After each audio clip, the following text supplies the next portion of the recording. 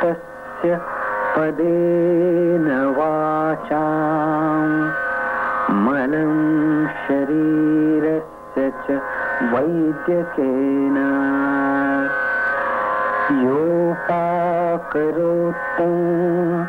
प्रवरं मुनीनां पतञ्जलिं प्राञ्जलिरानतोऽस्मि आबाहुपुरुषाकारं शङ्खचक्रासिधारिणं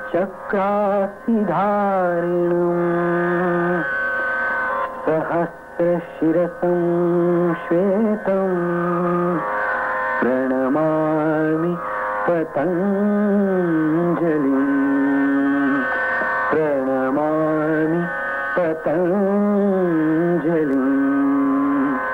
प्रणमामि पतञ्जलिं.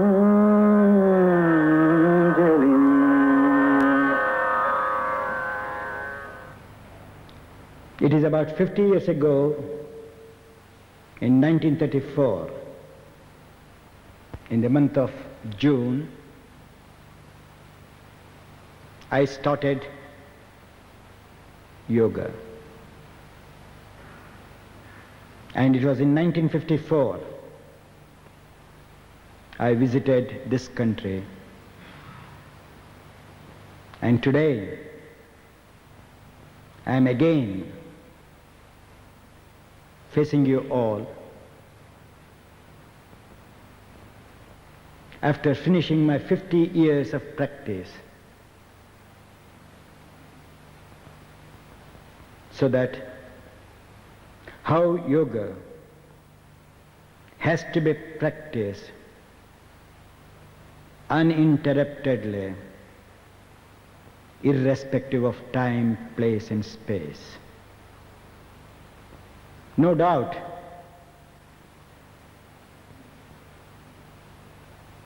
there are so many books on yoga written by so many people.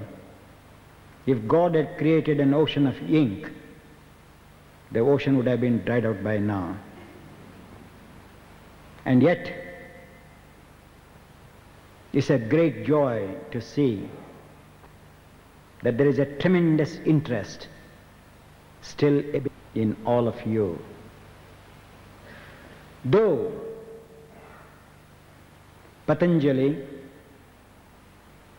starts yoga with a discipline, anushasanam, he says, and today, in modern terminology, indiscipline is life of a libertine, and discipline means a way towards physical, mental, moral and spiritual discipline. And at the same time it stands today that discipline is religion, indiscipline is irreligion. Patanjali, having evolved in his approach to life, studies the various fluctuations of the consciousness, which in gross terminology we use the word mind. The first chapter deals with the modulations and fluctuations of the consciousness and how it can be controlled by practice of the 8 aspects of yoga, which he explains later, which is known as a forward journey from the body towards the soul, which are known as yama, niyama, asana, pranayama and pratyahara. Then he takes us to a reverse path, a return journey from the body towards the soul. And this return journey is termed as renunciation, not renouncing the world. Knowing the seat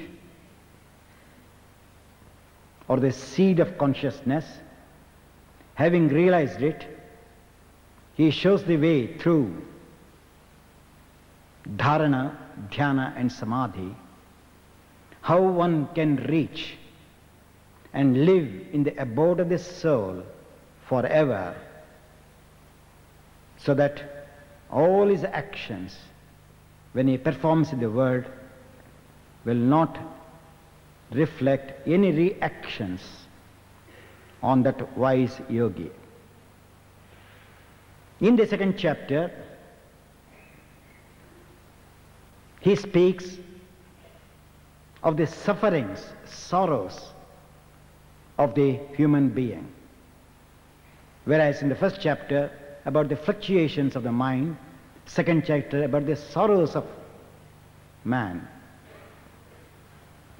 And he says that the mother of all sorrows is want of spiritual knowledge. He uses the word avidya. Then he differentiates the intellectual defects, the emotional defects, and instinctive defects. How one who is wise enough to discipline penetrates these things and comes out of the clutches of want of knowledge, egoism, the transient happiness, because they carry sorrows behind, which leads to malice, and then the fear of death or attachment to life. If this can be transformed by realizing that the cause of these defects or on account of this self coming in contact with this scene, the desires are set in. As the desires are set in, they bring in chains, mixed sorrows and mixed pleasures. Through the practice of yoga and with power of discrimination, he explains in various places that the analytical brain, which is the front, reasoning brain, which is at the back, the pleasures and pains which are imprinted at the bottom of the brain, and the individuality or the I, which is on the top of the brain, if these four parts of the brain, which has various directions, are brought from the periphery towards the center of the stem of the brain, then the analytical brain, the reasoning brain, the blissful brain, and the egoistic brain comes to a state of silence. When that silence is reached, the brain and the mind rest without any fluctuations. And one should not be caught, he says, in that state, because it is only a spiritual plateau, a spiritual desert.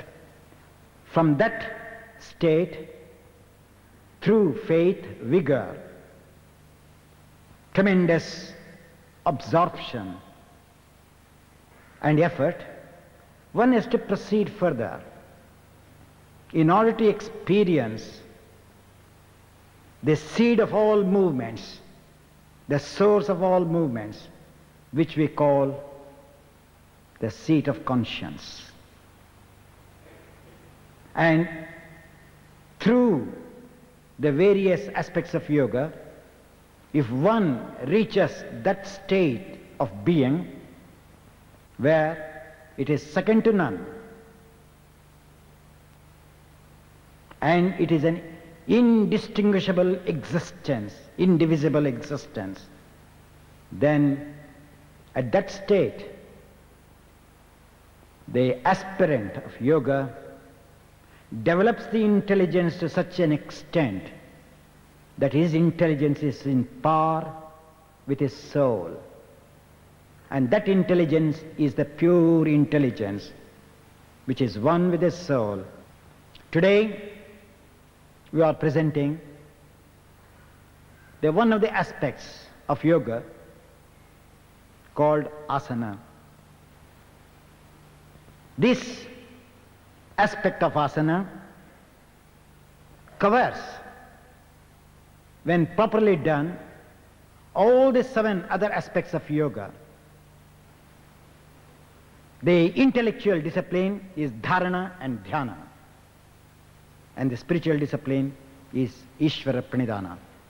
And he divides these 3 again as the 3 paths which we all know: tapas as karma marga, swadhyaya as jnana marga, marga means path, and Ishvara Pranidhana as bhakti marga. So in order to reach the highest level in perfect action, in perfect intelligence, in perfect surrender, Patanjali says yoga is alone the foundation. And while performing the asanas, niyamas, I will just give an example of niyama, do's and don'ts. What one should not do is yama, what one should do is niyama. Ahimsa, satyamasteya, brahmacharya, aparigraha, non-violence, truthfulness, stealing, celibacy, and greediness. To possess. These belongs to the organs of action. Hands, legs, mouth, excretory and generatory organ are the organs of action. Organs of perception, eyes, ears, nose, tongue and skin. They are controlled by the niyamas known as Shaucha, Santosha, Tapas, Swadhyaya, Ishvara Pranidhanani Niyamaha. So by these practices, the organs of perception are controlled and the organs of action are controlled by yamas. Then by the asanas, when you have developed, what do? We have about 700 muscles in our system, major muscles, and innumerable minor muscles, 300 joints, 6,000 miles of nerve current, and 60,000 miles of blood flowing in this human system. And our chest is as big as a tennis court if it is opened. And these asanas were given in order to develop this potentiality of keeping the entire links of the human system so that they can work with concord and harmony. In order to study the self, you have to know how to use the energy in the system, what is known as pranayama. They are twin brothers. Wherever the consciousness is, there the energy is. Wherever the energy is, there the consciousness rests. As these 2 rivers have to be brought together in order to make the bioenergical system, the blood current and the nerve current, to go without any interruption in these 700 odd muscles, 300 odd joints, so that the current can flow. When the current flows, then having obtained, understood the usage of consciousness and the usage of energy, which is under the grip of the aspirant, then he speaks of mind control, which is known as swadhyaya. Swa means self, Adhyaya means study, study of the self from the body to the soul. Now about asanas.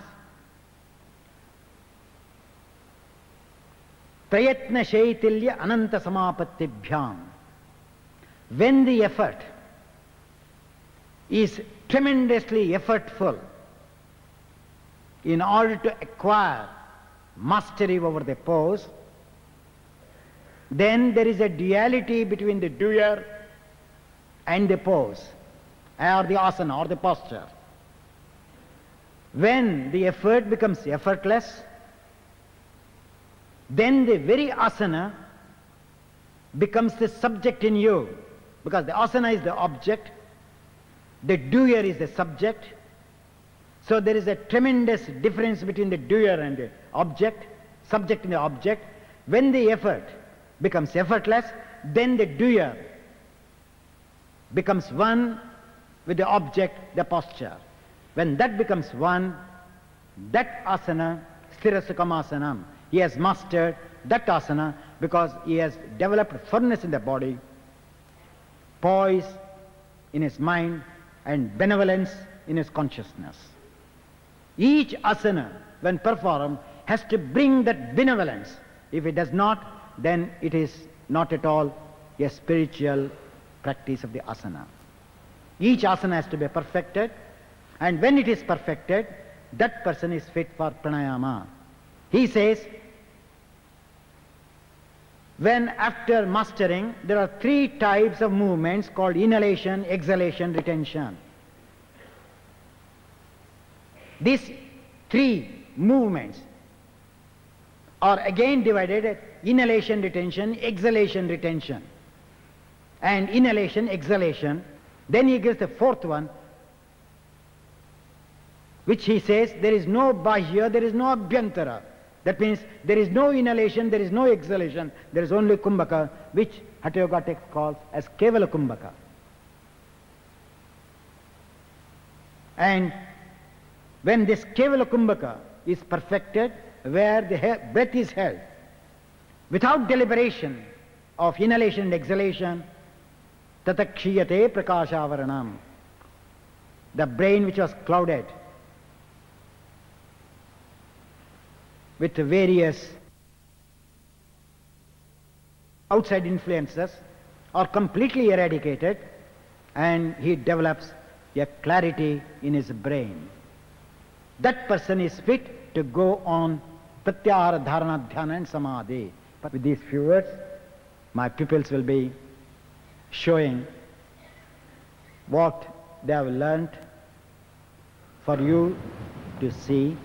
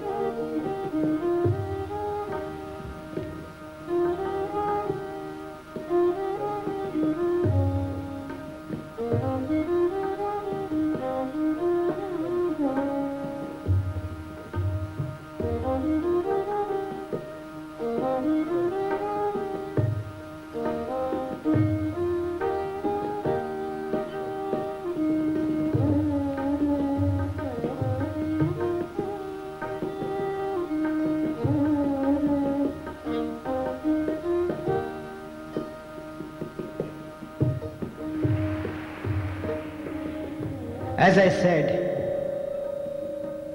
that I cannot show much on pranayama due to want of time, just I present you one inhalation, exhalation and retention to give you an idea of how it has to be done.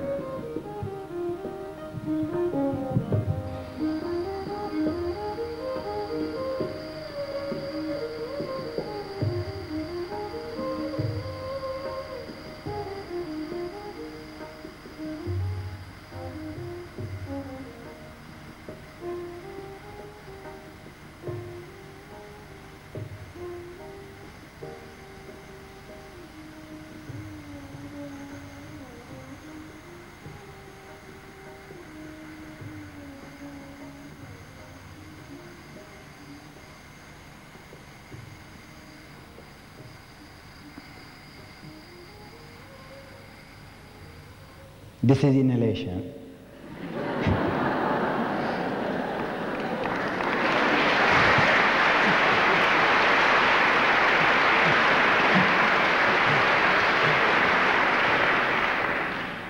That means while doing pranayama, just as the water, when spilled on floor, how gradually it spreads, covers the area, the breath should be taken in such a way that it should not disturb the cells of our bronchial tubes or the air cells. They should be tried in such a way that the breath goes and wets and supplies the energy to the air cells which are situated on the sides of the lungs. And there should be no tension in both inhalation, exhalations or retentions. Now that is now retention.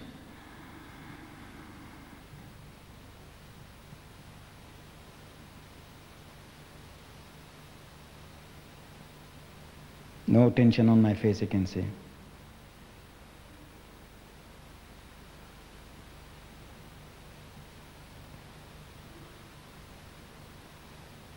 No strain on my ribs, no strain on muscles. Of course I can keep long, but it will tire you only. Now in this retention, when it is done, it is not the holding of the breath, which we all illusively think that we are holding the breath, but when we are inhaling, as the breath moves, the intelligence from the source, from the conscience, sprouts and covers it. So when we are holding the breath, it is not that we are holding the breath to be said, it is we are holding the self which moved in the intelligence to retain that in that area. Now again, if you see my skin is parallel to the cells. Now when many of us do, can you see the diagonal stretch of the skin, which is not at all a kumbhaka, it's violence against on the cells. So when we have to do it, I'm holding the breath. In that holding the breath, I'm holding my consciousness. I'm holding my intelligence not to oscillate at all. The very self, which has come to the surface, I grip this self. Similarly, exhalation.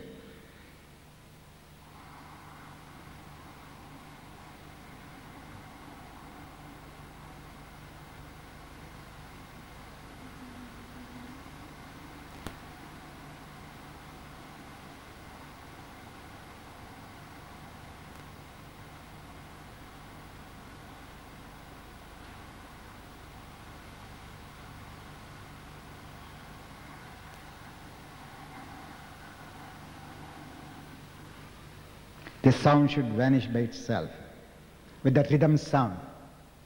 and the sound becomes silent.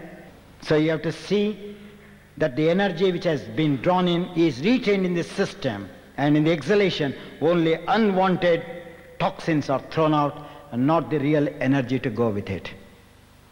It should be minimized. And that's how the pranayama has to be done.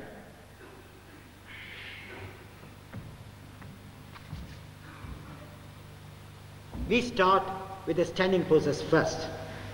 As I said, this is the physical action, legs and arms.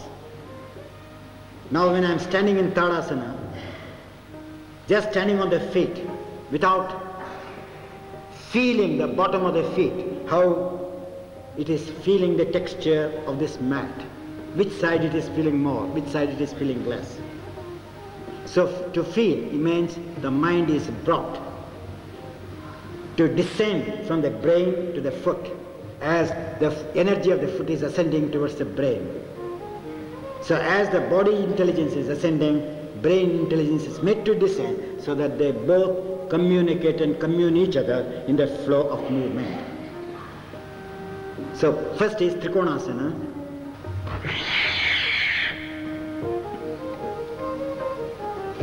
Each asana has to be done on both these sides, keeping as far as you can at your own time. Parshva Konasana, the lateral movement. Each muscle has to be measured. If you do like this, say this is shortened, this is long, the back muscle, front muscle, how one has to balance each and every part of our body, that is known as self-study. The physical body has to be balanced to the inner intellectual body while performing. So you have to be when we do it, we have to observe all these things. If you see how the square forms, if you do, it is a wrong pose. Can you see now?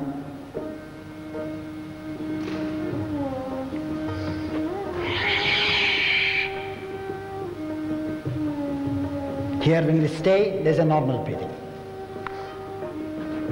Virabhadrasana. See how I am adjusting myself. So mobility and rigidity should be going together.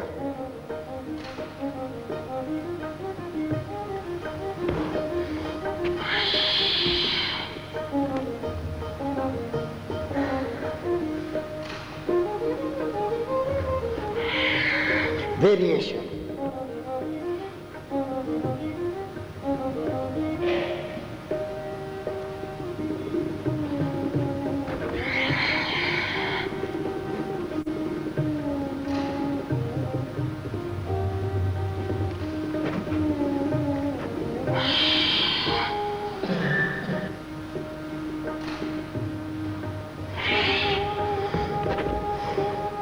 Parivarta Trikonasana.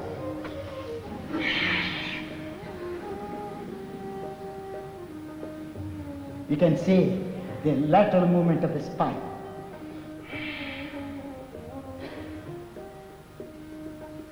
How it revolves and moves laterally. I am showing one side to save time. Parivarta Parshva Konasana.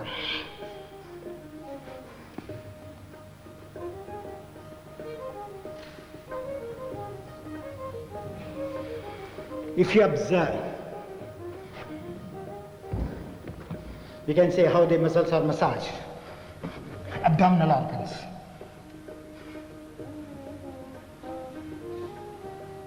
So it gives you an idea how these physical postures have a physiological bearing. Organically, how these muscles react on the physiological aspect of the body. Parshvottanasana.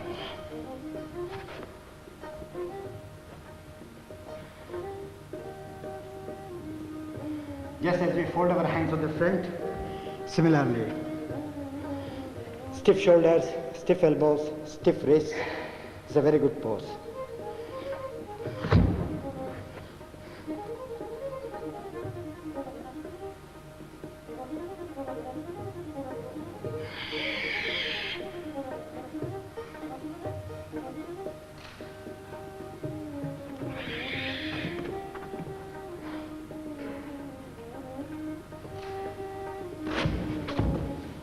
These are the standing poses.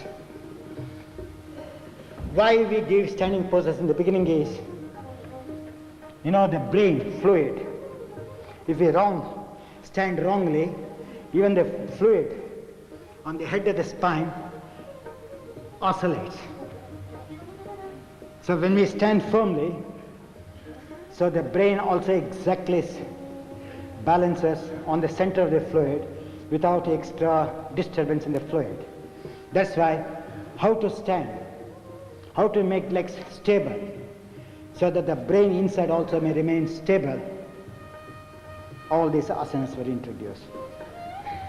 So body weight has to be measured in each and every part of our body. While doing the asanas, you have to see that they are properly adjusted. So you have to go on stretching, opening, and further and further.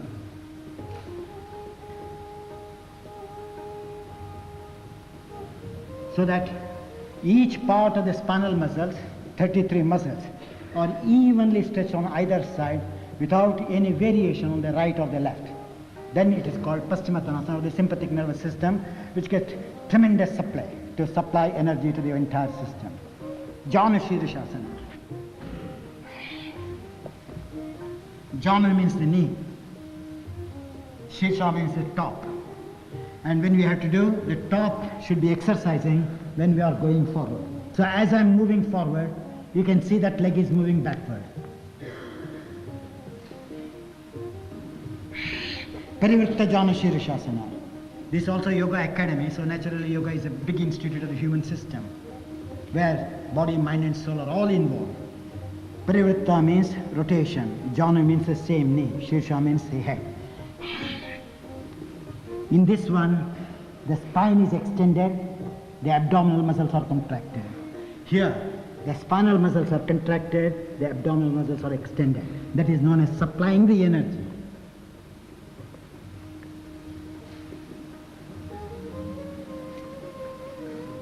In yoga is a nature cure treatment.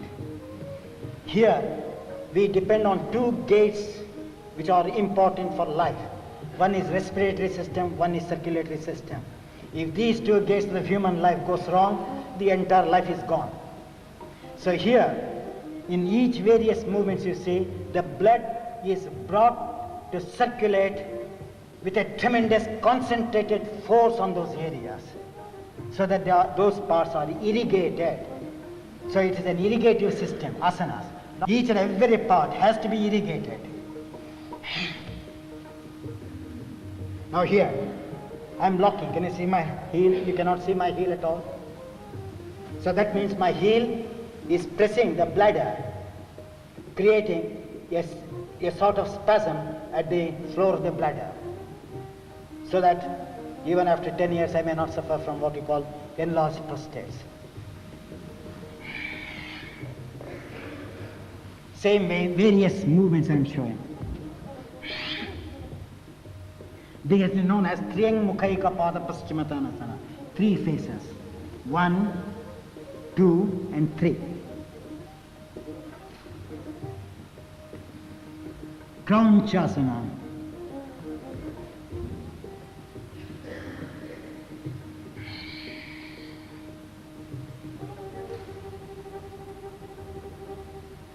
Here, Krauncha is the son of the Himalayas, means a mountain. It's also a bird, it's also a mountain.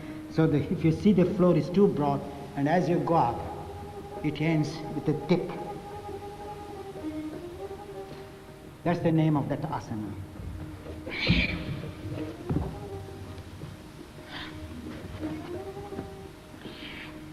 Upavishta Konasana.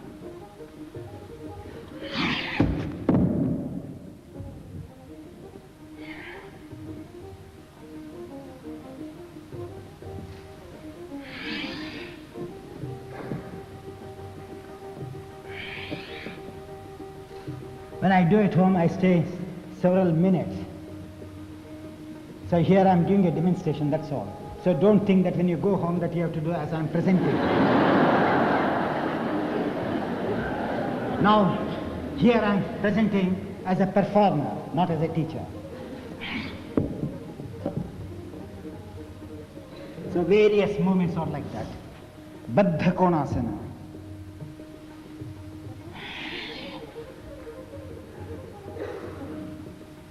Kona means angle. Baddha means firm. Sitting firmly, creating an angle. This is a very good pose, especially for ladies, when there is a tremendous heavy flood in the menstrual time, and very good at the time of pregnancy, where varicose veins do not develop, and at the same time labor pain lessens because the spasms start functioning in this pose, so that easy delivery takes place.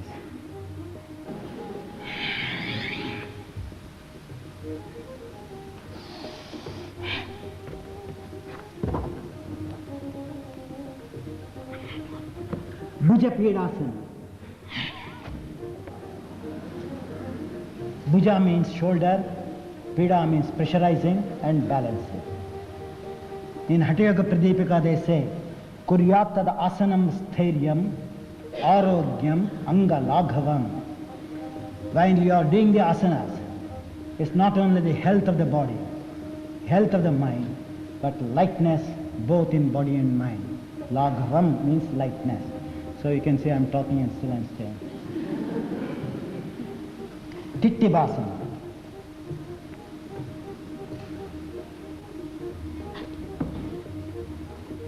Ashtavakrasana. How the body in those days, the yogis were finding methods to balance in various directions.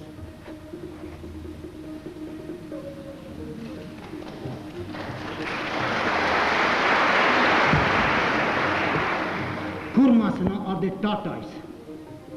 You know, in Gita, you come across where the yogis, like the turtle, how it takes its limbs inside into the shell, and come what may, it does not come out of the shell. Here also the yogi says that if you want to be like a turtle, remain within the shell, the back becomes the shell, and take your eyes and ears deep inside. And you experience, because you are completely lose the contact with the external world and you are alone within yourself. Kurmasana.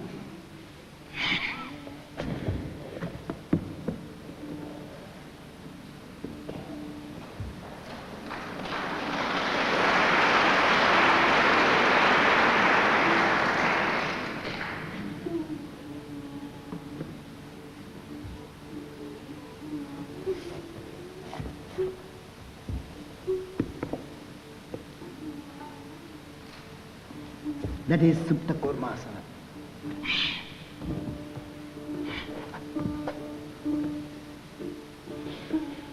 Vatayinasana.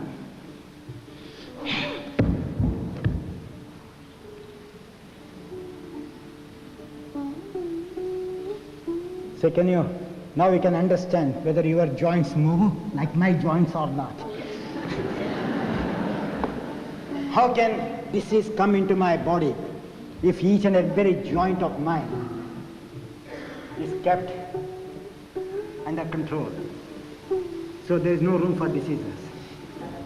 Patanjali says, Heyam dukkam anagatam. You do not know what is going to be in store for you in the future.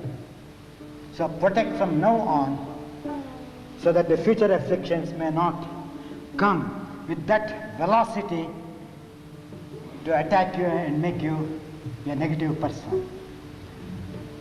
Build tremendous defensive energy within you so that the offensive diseases are kept away through our defensive strength.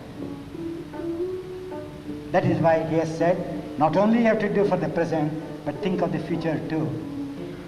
In order to protect the future, you have to start the present. That's how the Patanjali commences. Vasishthasana.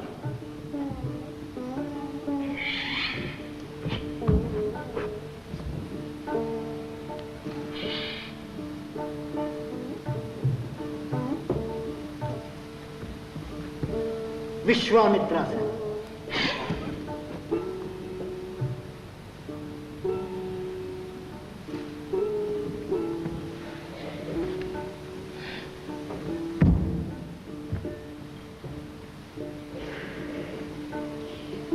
Head balance, Shirshasana.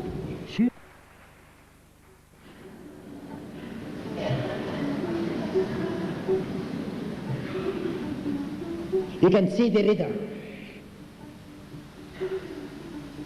Nothing happens. So it's a question of only practice and right adaptation of the muscles.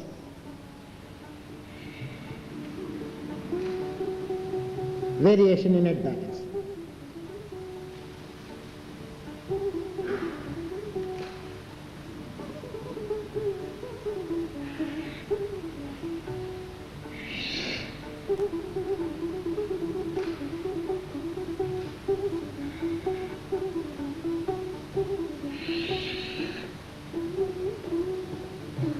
Now after doing, see how I stretch my legs. So I'm feeling the joints.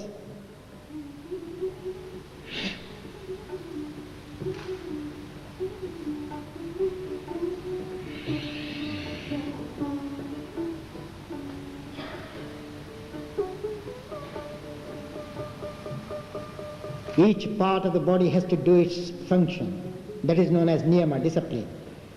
So how to counteract the stretches? Where to surrender, where not to surrender, how to surrender. All are there.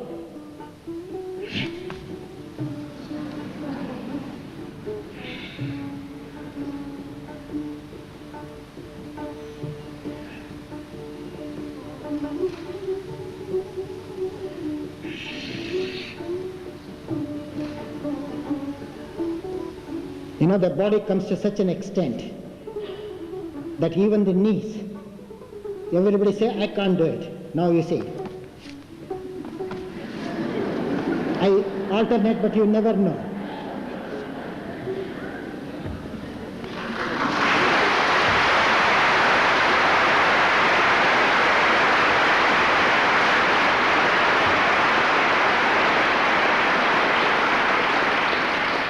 That is known as freedom in the body.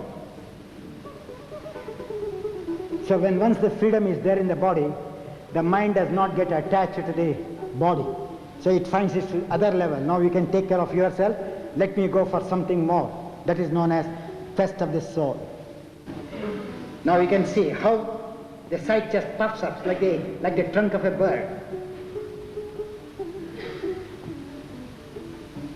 Can you see how much it has to open?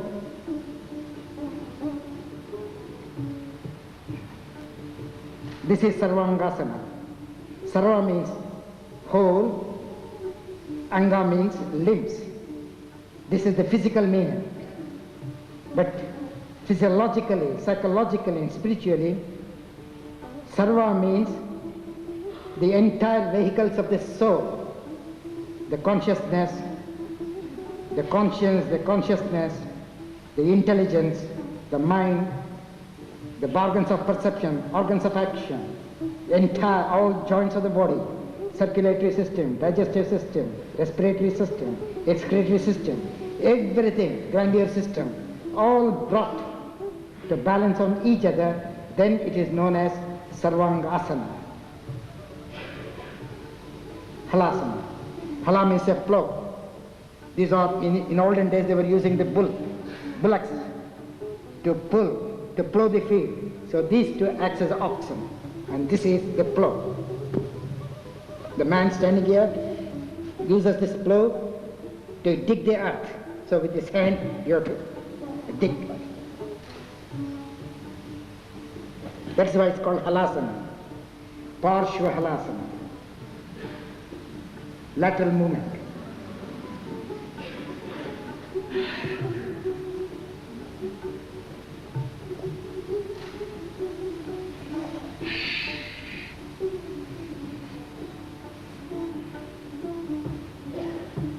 Ekapada Sarvangasana. You can see that big toe also, how much it is active.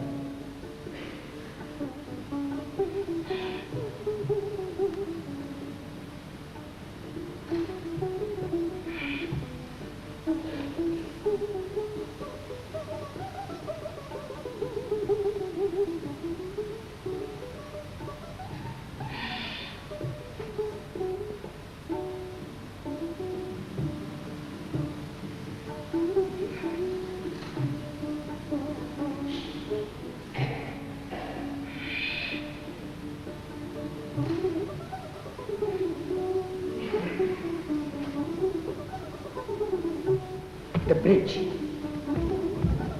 where the two poles, the head and the feet, are brought to be stretched towards the emotional center, which we call the intelligence of the heart.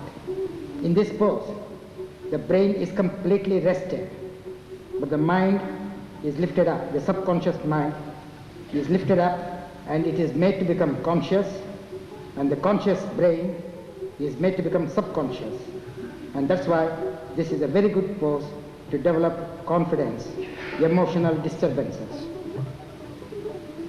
That's the shape of the peacock.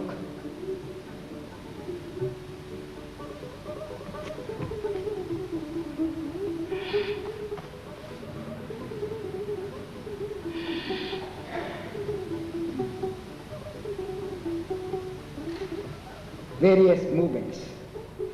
You can see these are all meant for the kidneys and the spinal supporting muscles of the heart, so that if there is once an attack on the heart, the spindle muscles becomes very hard and they don't come to normalcy.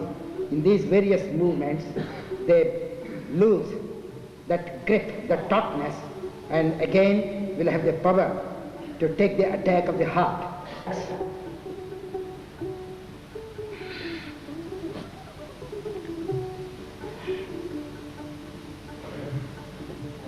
Now what I am going to do this pose is the thoracic dorsal spinal curvature.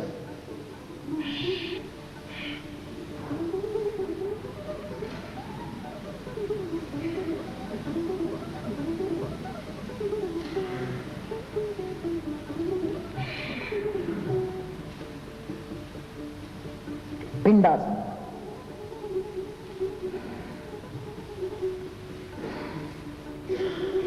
Lateral movement. This is for the transverse colons. Exercise for the transverse colons.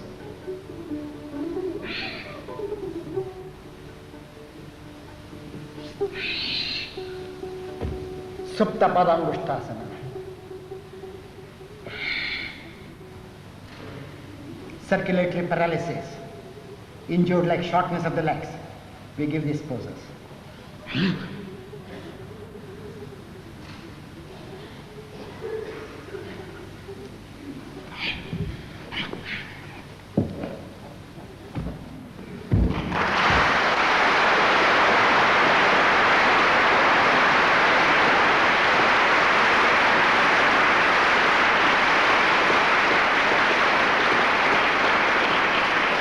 Whatever I have shown up to now, irrespective of age, all can do. Yuva vruddho ativruddho va vyadito durbalopi va abhyasat siddhimapnoti sarva yogis svatandritaha.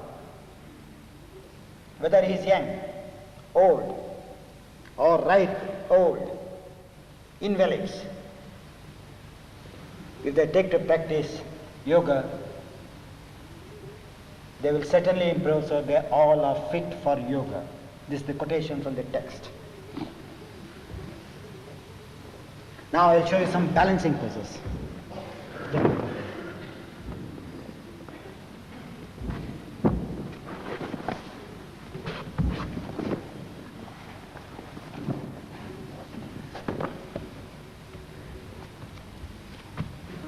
Bakasana.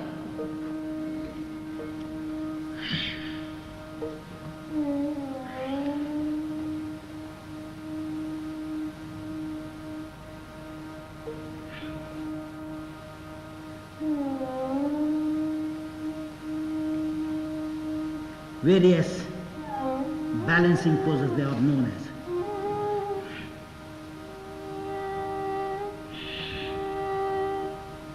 Parshvabakasana.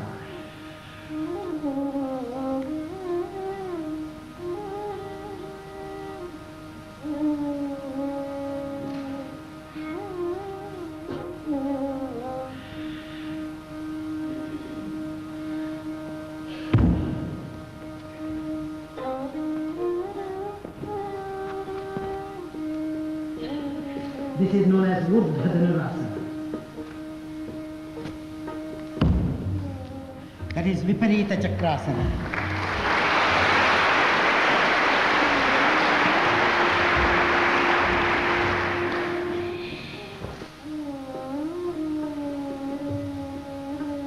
Kaundinyasa.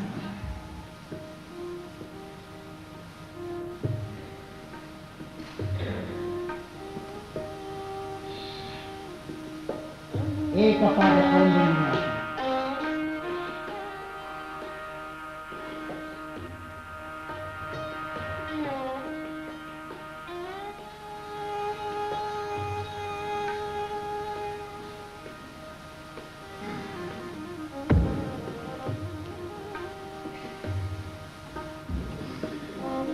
Viparita Chakrasana.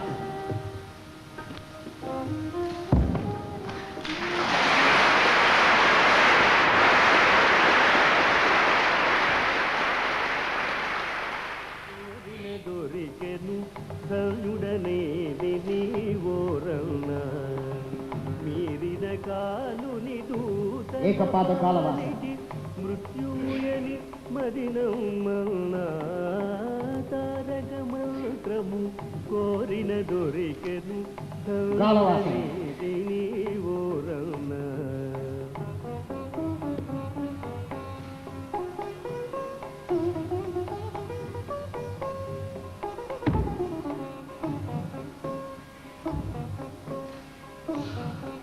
ఎన్ని జన్మముల నుండి చూచినను ఏకో నారాయణుడైన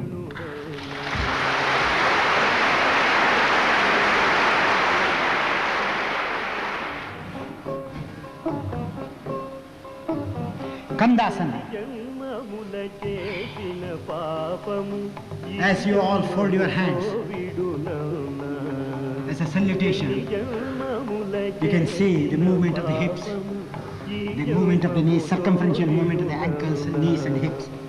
అన్నిటికి కడసారి జన్మము సత్యంబిక పుట్టుట సున్నా So as you are sitting with knees, I am also sitting in knees. This is known as Sthira Sukhamasana.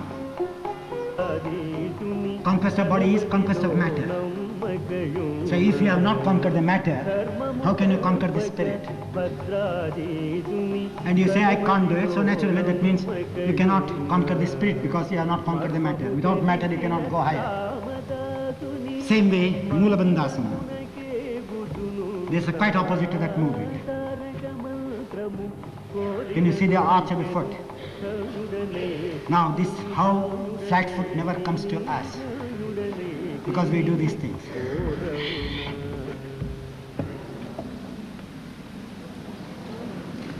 This is quite opposite to the one which I did it here.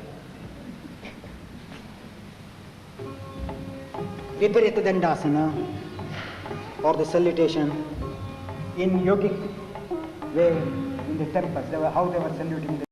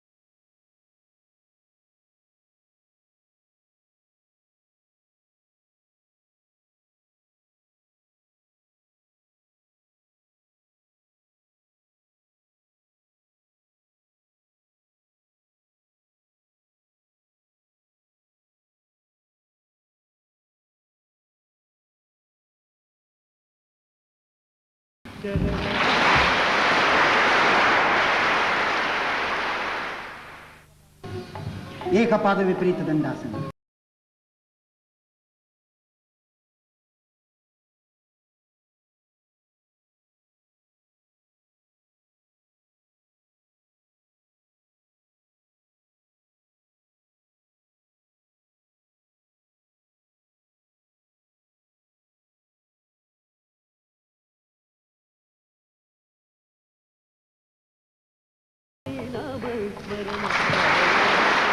I salute Hanuman. Natarajasana.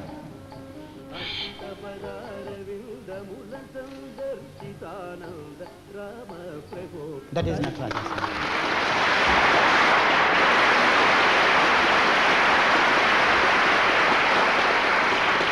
Then I always salute my favorite deity, the Lord Hanuman, the god of wind, who with one swing, if you all know the story of Ramayana, where he jumped, took a leap from Sri Lanka to the Himalayas, one swing to bring the elixir of life for Rama's brother, who was almost in deathbed. So I salute him, which you call the spit pose.